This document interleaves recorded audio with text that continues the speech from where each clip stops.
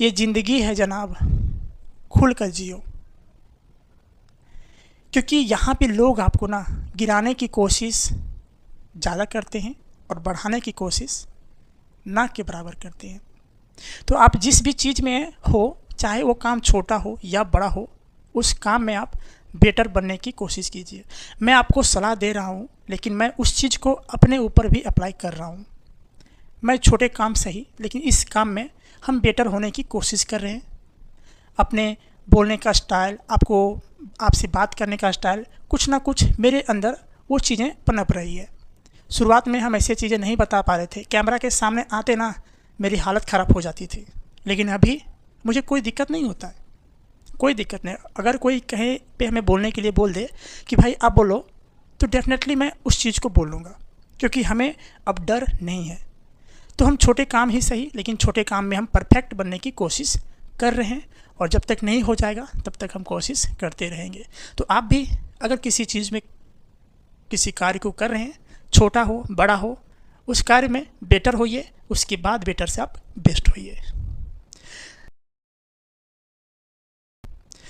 तो चलिए, खैर मेरा ये टॉपिक नहीं है। हम लोग आज पढ़ने वाले हैं टिश्यू के बारे में, यानी ऊतक के बारे में। हमारा जो शरीर है वो कोशिकाओं से मिलकर बना है, ये आप सभी जानते हैं। कोशिका कहने का मतलब है हमारे शरीर में अभी के समय में, वर्तमान के समय में लाखों करोड़ों कोशिकाएं हैं, बहुत सारी कोशिकाएं, और सारी कोशिकाओं से मिलकर ही हमारा इतना बड़ा शरीर का संरचना और आपके शरीर का भी संरचना हुआ है। ये कोशिकाओं की बदौलत से हुआ है। तो सबसे पहले हम ये जान लेते हैं कि कोशिका की जो खोज हुआ था, ये आप सब बता दोगे कि कोशिका का खोज रॉबर्ट हुक ने किए थे 1665 ईस्वी में। ये सब आप जानते हैं और अब बता भी देंगे अगर मैं आपसे पूछूं तो। क्लियर? लेकिन ये जानकर आपको आश्चर्यचकित होगा कि रॉबर्ट हुक ने 1665 ईस्वी में मृत कोशिका की खोज की थी। मृत यानी डेड सेल की खोज किए थे वो, जीवित कोशिका की नहीं, वो डेड सेल की खोज किए थे। फिर कुछ वैज्ञानिक और आए, आते गए, इस कोशिका के ऊपर रिसर्च चलते गया, और एक वैज्ञानिक आए 1674 ईस्वी में, Antony von Leeuwenhoek. Antony von Leeuwenhoek ने 1674 ईस्वी में सबसे पहले जीवित कोशिका की खोज किए थे। सबसे पहले जीवित कोशिका की खोज एंटोनी वॉन लीवेनहॉक 1674 ईस्वी में किए थे। समझ में आ गया? ठीक है। अब हम बात करते हैं, जो मेरा मेन टॉपिक है, टिश्यू। हमने समझ लिया कि मृत कोशिका का खोज किसने किया था और जीवित कोशिका का भी खोज किसने किया था। आज मेरा टॉपिक है टिश्यू यानी ऊतक। ये ऊतक क्या होता है? क्या होता है? आप कहीं पे जाते हैं अकेले, तो आप खुद कहलाते हो। जैसे कोई लड़का जा रहा है, मान के चलिए उसका नाम मुकेश है, वो जा रहा है, तो आप क्या कहोगे? अरे भाई वो मुकेश है ना। लेकिन आप किसी ग्रुप में जाओगे, तो आपका ग्रुप कहलाएगा, और ग्रुप का कुछ ना कुछ तो नाम होगा, है ना। ग्रुप जो बनता है वो सभी के सहमति से बनता है, यानी ग्रुप का कोई ना कोई तो नाम होगा। सेम उसी तरह कोशिका अगर अकेले है तो वो कोशिका कहलाएगी। लेकिन कोशिकाओं के एक ही तरह की कोशिकाओं का जो समूह होता है, अब एक ही तरह कोशिकाओं का समूह कहने का मतलब ये है कि अगर देखिए चमड़ी है ना, ये मेरा स्किन है, तो स्किन का सेल से ही आपस में ज्वाइंट हो गए, यानी ग्रुप बना लिए हैं। कहने का मतलब है कि एक ही तरह की कोशिकाओं का जो समूह होता है ना, उसे ही हम लोग ऊतक कहते हैं, उसे ही हम लोग टिश्यू कहते हैं। एक ही तरह की कोशिकाओं का समूह, चाहे वो स्किन का हो, चाहे वो बोन का हो, चाहे हड्डी का हो, एक ही तरह की कोशिकाओं का जो समूह होता है उसे हम लोग कहते हैं टिश्यू यानी ऊतक कहते हैं। क्लियर? हमने समझ लिया कि ऊतक क्या कहलाता है। अब हम समझते हैं भाई कि अगर हम ऊतक के बारे में पढ़ रहे हैं, कोई चीज़ व्यक्ति किसी में करता है तो उसके लिए वो एक्सपर्ट कहलाता है ना। आप देखते हैं कहीं पे आप डॉक्टर के यहाँ पे जाते हैं तो वो स्पेशलिस्ट होते हैं। कान के डॉक्टर अलग, नाक के डॉक्टर अलग, दांत के डॉक्टर अलग। तो डॉक्टर जो होते हैं ना, वो स्पेशलिस्ट होते हैं। हमारे यहाँ जो डॉक्टर हैं भाई, गांव देहात के जो डॉक्टर हैं ना, वही हम लोगों के लिए सर्वोपरि हैं। कुछ भी होता है ना, कोई भी जाते हैं, हम लोग डेफिनेटली उस व्यक्ति से यानी उस डॉक्टर से हम लोग अच्छे तरह से इलाज करके चले आते हैं। जो गांव देहात के डॉक्टर हैं वो डॉक्टर ना बहुत ही बेटर काम करते हैं एक समाज में, क्योंकि एक गरीब परिवार से आने वाला व्यक्ति कभी एफर्ट नहीं कर पाएगा कि वो अपना इलाज एक बेटर हॉस्पिटल में जाके करा सके, नहीं। लेकिन वही इलाज अगर आपको गांव देहात में कम कॉस्ट पर हो जा रही है तो आप उस चीज़ को समझिए। तो गांव देहात में जो डॉक्टर रहते हैं ना उसकी थोड़ा बहुत कदर कर लीजिए, क्योंकि वो डॉक्टर ना बहुत ही आपके टाइम, आपका मनी, आपका सब कुछ बचाता है। तो थोड़ा सा उसका भी इज्जत करना बनता है हम लोगों को। तो हर व्यक्ति ना किसी चीज़ में स्पेशलिस्ट होता है तो वो उसका स्पेशलिस्ट कहलाता है। तो एक व्यक्ति थे जो इस ऊतक के बारे में बहुत ही स्पेशलिस्ट थे, बहुत ही स्पेशलिस्ट। ऊतक के बारे में उन्हें इतना नॉलेज था कि आप सोच नहीं सकते। इस वजह से उन्हें ऊतक का जनक भी कहा गया, यानी टिश्यू का जनक भी कहा गया, यानी हिस्टोलॉजी। अगर कोशिकाओं का अध्ययन कर रहे हैं तो ये अध्ययन जो होता है ना वो क्या कहलाता है? हिस्टोलॉजी कहलाता है। कोशिकाओं का अध्ययन, कोशिका के बारे में अगर हम लोग अध्ययन कर रहे हैं तो आपका हिस्टोलॉजी कहलाएगा। और इनका जो जनक है किसका? हिस्टोलॉजी का, वो कौन थे? मार्सेलो मेलपेगी। मार्सेलो मेलपेगी जो थे वो हिस्टोलॉजी का जनक थे। क्लियर? यहाँ तक समझ में आ गया? ठीक है, हमने ऊतक के बारे में कुछ जानकारी हासिल कर लिया है। तो सबसे पहले हम ये जान लेते हैं कि जो ऊतक है यानी जो टिश्यू है वो कितने प्रकार के होते हैं। तो बेसिक रूप से टिश्यू जो होते हैं भाई वो आपके 4 प्रकार के होते हैं, यानी ऊतक जो होते हैं 4 तरह के होते हैं हमारे शरीर में। पहला जो ऊतक है उसका नाम क्या है? देखो, पहला जो ऊतक है आपका सबसे पहले मस्कुलर टिश्यू है। सबसे पहला टिश्यू मस्कुलर टिश्यू, ठीक है। दूसरा हो गया आपका नर्वस टिश्यू जिसको हम लोग कहते हैं न्यूरॉन टिश्यू। और तीसरा जो हो गया आपका कनेक्टिंग टिश्यू हो गया। और चौथा एडिपोज टिश्यू। ये 4 तरह की टिश्यू जो है ऊतक जो है हमारे शरीर में पाया जाता है।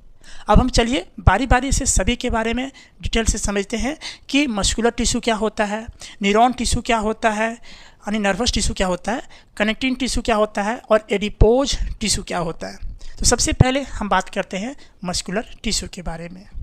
हमारे शरीर में जितनी भी तरह की मांसपेशियां हैं, अब जितनी भी तरह की मतलब मसल्स हमारे बॉडी में कितने हैं? तो 639 यानी 639 टोटल मांसपेशियां हैं। और ये मांसपेशियां जो बनी होती है ना वो आपका मस्कुलर टिश्यू से ही बनी होती है। हमारे शरीर में अगर हम गिने कि हमारे शरीर में मांसपेशियों की संख्या कितना है तो 639 यानी 639 मांसपेशियां हैं। और ये मांसपेशियां जो है ये काम क्या करती है?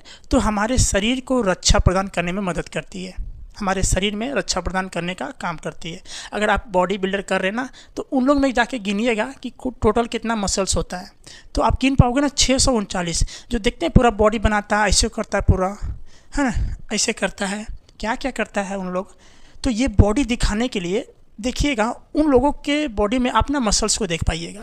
हम लोग जैसे नॉर्मल व्यक्ति में आप मसल्स को नहीं देख पाओगे क्योंकि हम लोग में उतना बॉडी है नहीं। हम लोग सिंपल व्यक्ति हैं, सिंपल खाने पीने वाला व्यक्ति हैं और जीवन को निर्वाह करने वाला व्यक्ति हैं। तो जो बॉडी बिल्डर होता है ना वो व्यक्ति जो होता है उसके शरीर में आप अगर काउंट करना चाहोगे जो परफेक्ट बॉडी बिल्डर हो तो उसके बॉडी बिल्डर में आपको 639 मांसपेशियाँ दिखी जाएगी। टोटल का टोटल 639 मांसपेशियाँ, ठीक है। और ये सारी जो मांसपेशियाँ हैं टोटल का टोटल मस्कुलर टिश्यू की बनी होती है। पहला पॉइंट हमने समझ गया। दूसरा पॉइंट भी हमने ये समझ गया कि ये क्या करती है? हमारे शरीर को रक्षा प्रदान करती है।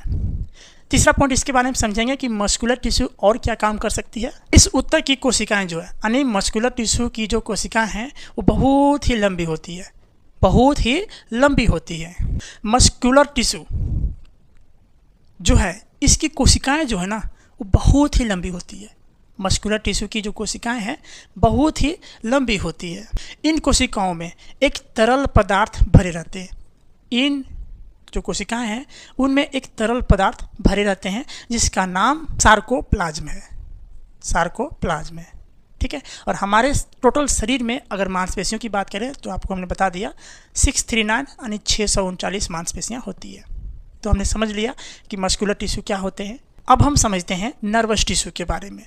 नर्वस टिश्यू क्या होता है भाई? देखो, नर्वस टिश्यू कहने का मतलब ये है कि ये जो है ना आपका ब्रेन से संबंधित है, यानी दिमाग से, और एक आपका स्पाइनल कोड से संबंधित है। स्पाइनल कोड कहने का मतलब क्या है कि ये आपका सूचनाओं का आदान प्रदान करने में मदद करता है। ये जो बाहरी वाला वातावरण है ना, इस वातावरण को जितने सारा इंफॉर्मेशन है, उस इंफॉर्मेशन को ये स्पाइनल कोड की मदद से आपका ब्रेन तक जाता है। फिर आपका ब्रेन जो है आपका रिएक्ट करता है और उसके अनुसार आप चीज़ों को करते हैं। समझ में आया? तो जो ये नर्वस टिश्यू है उसका जो दो चीज़ों से बनी होती है, नर्वस टिश्यू से दो चीज़ें बनी होती है। एक पहला आपका दिमाग और दूसरा हो गया आपका स्पाइनल कोड। और ये चीज़ें जो ना स्पाइनल कोड वो सूचनाओं का आदान प्रदान करने का काम करता है। एक चीज़ हमेशा याद रखिएगा कि ये न्यूरॉन टिश्यू जो है, न्यूरॉन टिश्यू जो होता है इसमें कोशिका का विभाजन होता ही नहीं है। कोशिका का विभाजन इसमें होता नहीं है। अगर हम बात करें कि सबसे ज़्यादा कोशिका का विभाजन किस में होता है, तो लीवर में होता है, जिसे हिंदी में कहते हैं यकृत। लीवर में ना कोशिकाओं का विभाजन इतना जल्दी हो जाता है ना कि आप सोच नहीं सकते हैं। जितनी भी सरकारें आती है जाती है, सभी सरकारें जो है हमें हेलमेट पहनने के लिए क्यों कहती है? क्योंकि देखो भाई, होता है ऐसा है कि हमारा जो दिमाग है वो नर्वस टिश्यू का बना होता है। हमारा जो दिमाग है, जो मस्तिष्क है, वो नर्वस टिश्यू से बना होता है। और नर्वस टिश्यू में कोशिका का विभाजन होता ही नहीं है। अगर आपका एक बार चोट लग गया ना दिमाग में, तो आप पागल हो जाओगे, उसका इलाज ही नहीं है। अंदर अगर घाव हो गया ना, तो वहाँ पे कोई कोशिका विभाजन होता ही नहीं है, कोई कोशिका विभाजन नहीं होता है, तो चोट ठीक होगा ही नहीं। लेकिन वही अगर आपका लीवर की बात करें, यकृत जिसे हिंदी में कहते हैं, वहाँ पे कोशिका विभाजन बहुत ज़्यादा होता है। मान के चलिए आपको कोई बोल दे भाई कि आप हमको मारने वाले हैं, तो आप हमको कहाँ मारो जो कोशिका विभाजन सबसे ज़्यादा हो, तो आप क्या कहोगे? लीवर मार दो। लीवर जो होता है ना पेट के दाहिनी साइड होता है। ये जो उदर गुहा होता है ना, उदर गुहा इसे कहते हैं पेट को, इसके राइट साइड में जस्ट अपोजिट ऊपर में थोड़ा सा लीवर होता है। यहाँ पे अगर आप मारोगे ना, तो यहाँ पे कोशिका का विभाजन बहुत जल्दी होता है। किसमें? लीवर में बहुत जल्दी होता है, लेकिन मस्तिष्क में नहीं। इस वजह से सरकारें हमें हेलमेट पहनने के लिए कहती है। ठीक है, तो ये हमने समझ गया कि नर्वस टिश्यू जो होता है उससे दो चीज़ें बनी होती हैं, आपका एक ब्रेन और एक आपका स्पाइनल कोड होता है। अब समझते हैं हम अगला, और ये होता है कनेक्टिंग टिश्यू।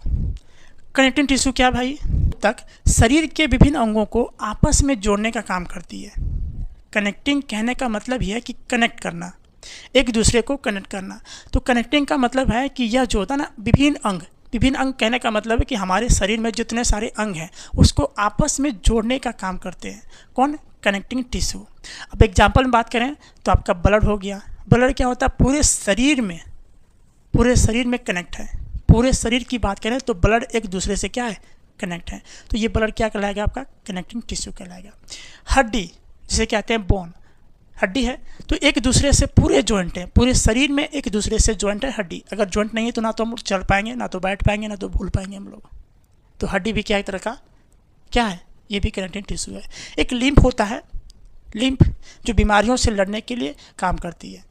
ये कहाँ होता है? तो हड्डी का जो बीच का हिस्सा है जिसे कहते हैं मेरुरज्जु, उस वहाँ से निकलती है लिम्फ। ये क्या करती है? हमें बीमारियों से लड़ने के लिए मदद करती है। तो ये भी क्या होती है? पूरे शरीर में जुड़ा हुआ रहता है, पूरे शरीर में। तो आप समझ गए, तीन चीज़ें जो है वो हमारे शरीर में जुड़ी होती है, आपस में पूरे कनेक्ट करके रखती है। पहला हो गया ब्लड, दूसरा हो गया बोन और तीसरा हो गया आपका लिम्फ। ठीक है, तो हमने कनेक्टिव टिश्यू को भी समझ लिया। जो ब्लड है, ब्लड जो है वो फ्लूइड कनेक्टिंग टिश्यू का बना होता है। ब्लड जो है भाई, हमारे शरीर में जो खून है वो फ्लूइड कनेक्टिंग टिश्यू का बना होता है, जो क्या करता है ना, हमारे शरीर का जो टेम्परेचर होता है उसको बनाए रखने में मदद करता है। शरीर का टेम्परेचर यानी शरीर का जो तापमान होता है उसको बनाए रखने में मदद करता है। कौन? ब्लड। किसका बना होता है? तो फ्लूइड कनेक्टिंग टिश्यू का बना होता है। और अगर हड्डी की बात करें, जितने हमारे शरीर में हड्डी हैं वो किस टिश्यू का बने होते हैं? तो वो सॉलिड कनेक्टिंग टिश्यू का बने होते हैं। ब्लड जो होता है फ्लूइड कनेक्टिंग टिश्यू का बना होता है, जबकि हड्डी जो होता है वो सॉलिड कनेक्टिंग टिश्यू का बना होता है। ठीक है, तो हमने समझ गया कनेक्टिव टिश्यू के बारे में। एडिपोज टिश्यू कहने का मतलब है भाई कि इससे ना त्वचा बनी होती है, चमड़ी नहीं, ऊपर का हिस्सा जो त्वचा होता है, त्वचा ऊपरी वाला हिस्सा, इसकी बनी होती है। किसकी बनी होती है? तो एडिपोज टिश्यू का बना होता है। एडिपोज टिश्यू से ही हमारे शरीर की त्वचा बना होता है। और एक चीज़ और, शरीर के जितने सारे आपके इंटरनल पार्ट में अंग हैं, चाहे वो किडनी हो, गुर्दा हो, फेफड़ा हो, लीवर हो, हार्ट हो, जितने सारे हैं, उसकी जो बाहरी परत होता है ना, उसकी जो बाहरी परत होता है, वो परत किसका बना होता है? एडिपोज टिश्यू का ही बना होता है। हमारे शरीर में किडनी है ना, लीवर है, फेफड़ा है, छोटी आंत है, बड़ी आंत है, जो भी इंटरनल पार्ट्स हैं, उन सारे पार्ट्स का जो ऊपर वाला परत है ना, ऊपर वाला परत, वो किसकी बनी होती है? तो एडिपोज टिश्यू की बनी होती है। वसा जो है हमें चोट लगने से भी बचाता है। देख लो भाई, वसा जो है हमें चोट लगने से भी बचाता है, क्योंकि आपके शरीर में वसा है, फैट है, तो आपका शरीर थोड़ा सा मोटा रहेगा, तो आप मारोगे जब, तो वो किस में रहेगा? मांसपेशियाँ हमें रोक देगा वो। अलग बात है, वसा उतना मात्रा में आपका मार नहीं रोक पाएगा, लेकिन कुछ ना कुछ रोकेगा, आपको हड्डी तक चोट जाने से रोकेगा। तो ये जो एडिपोज टिश्यू का जो बना होता है, क्या बना होता है एडिपोज टिश्यू का? ये जो त्वचा बने होता है, वो क्या करता है ना, वो सुरक्षा देता है, थोड़ा सा रोकता है मार को। तो एडिपोज क्या करता है? हमें चोट, बुढ़ापे में झुर्रियाँ पड़ जाती है, ये जो चमड़ी है, ये मुंह है, ये कान है, पूरी तरह से क्या होती है? सिकुड़ जाती है। किसके कमी से? तो वसा की कमी से। आपके शरीर में एडिपोज टिश्यू बनता ही नहीं है, ये उसकी कमी से आपके शरीर में पूरी तरह से झुर्रियाँ पड़ जाती है। अगर आपके अगल बगल में कोई दादा हैं, दादी हैं, तो उनको जाके देखिएगा, एक समय वो भी आपके जैसे ही थे, मेरे जैसे थे, जवान थे, लेकिन उन्हें बूढ़ा होना पड़ा, और जैसे बूढ़ा हो गया, उनके शरीर में एडिपोज टिश्यू बनना बंद हो गया। अब जैसे एडिपोज टिश्यू बंद हो गया बनना, उसके शरीर में वसा की कमी हो गया, फिर क्या होता है? झुर्रियाँ पड़ना चालू हो जाता है। लड़कियों के पास ये जो वसा होता है ना, बहुत मात्रा में होता है, इस वजह से उन लोगों का जो फेस होता है बहुत ही ग्लोइंग करता है। लड़कियों का जो फेस होता है ना, बहुत ही ग्लोइंग करता है, पूरा चेहरा, पूरा बदन उन लोगों का ग्लोइंग करता है। क्यों? क्योंकि उनको शरीर में जो है, लड़कों की अपेक्षा लड़कियों में एडिपोज टिश्यू का बनना बहुत ज़्यादा होता है, इस वजह से उन लोगों में वसा भी ज़्यादा होता है, तो वो क्या होती है ना, खिलती है, देखने में सुंदर लगती है। और लड़कों में वसा कम होता है तो छुछुंदर दिखता है ना, है ये भाई सब। लेकिन लड़कियों में क्या होता है? वसा की मात्रा ज़्यादा होता है, जिसकी वजह से वो सुंदर दिखती है। लेकिन एक समय ऐसा भी आता है, उसमें भी नहीं रहता है, हम लोगों में भी नहीं रहता है, दोनों बराबर हो जाते हैं। अंतिम समय आएगा जिसमें झुर्रियाँ पूरा शरीर में पड़ जाएगा। क्यों? क्योंकि एडिपोज टिश्यू का बनना बंद हो जाता है आपके शरीर में। ऐसे भी देख लो, अगर आप कहीं बारात में जाते हैं तो लड़कियां देखिएगा और लड़कों को देखिएगा, लड़के बेचारे बहुत सीधे प्राणी होते हैं, वो पूरी तरह से जैकेट पहन लेते हैं, कोट पहन लेते हैं, अपना मोफलर को पूरी तरह से चारों तरफ से बांध लेते हैं, और आराम से शादी ब्याह देखने जाते हैं तो आराम से ऐसे करके देखते हैं, बेचारे को ठंडा भी लग रहा है। लेकिन नहीं, लड़कियां क्या करती है? एक सिंपल लहंगा पहन लेगी और घूमल घूरेगी। ऐसा लगता है उन लोगों को ठंडा लगता ही नहीं, ठंडा तो लगता ही नहीं उन लोगों को। क्यों? क्योंकि उसके शरीर में फैट है भाई, वसा है। किसके कारण? एडिपोज टिश्यू के कारण। उसके शरीर में फैट बना हुआ जो ठंडे को क्या करती है? रोक लेती है ना। एडिपोज टिश्यू कारण ही लड़कियां क्या दिखती है? सुंदर दिखती है। अगर उसके शरीर में एडिपोज की बनना कम हो जाए ना, तो वो भी हम लोग के जैसे छुछुंदर दिखेगी। हम लोग तो छुछुंदर है ही है। लड़के प्राणी बहुत सीधे प्राणी होते हैं, लड़के जात सब छुछुंदर होते हैं, गौर से देखिएगा तो। लेकिन लड़कियां इसी एडिपोज टिश्यू के वजह से ही सुंदर दिखती है, क्योंकि लड़कियों को, यानी लड़कियों के पास एडिपोज टिश्यू का बनना बहुत ज़्यादा होता है लड़कों की अपेक्षा। तो इसलिए उन लोग क्या करती है? उन लोग का बदन पूरा खिला खिला दिखता है, अच्छी दिखती है हम लोग की अपेक्षा। ठीक है, तो ये था पूरी तरह से टिश्यू, जिसको आपने अच्छे अंदाज में समझ लिया। हमने सभी टिश्यू के बारे में समझा दिया, muscular tissue, connecting tissue, neuron tissue और एडिपोज टिश्यू, बारी बारी से हमने सबको समझाया। वीडियो अगर आपको अच्छी लगी होगी तो ज़रूर एक लाइक कीजिएगा। मिलते हैं हम लोग नेक्स्ट वीडियो में एक नए टॉपिक को लेकर, तब तक के लिए जय हिंद।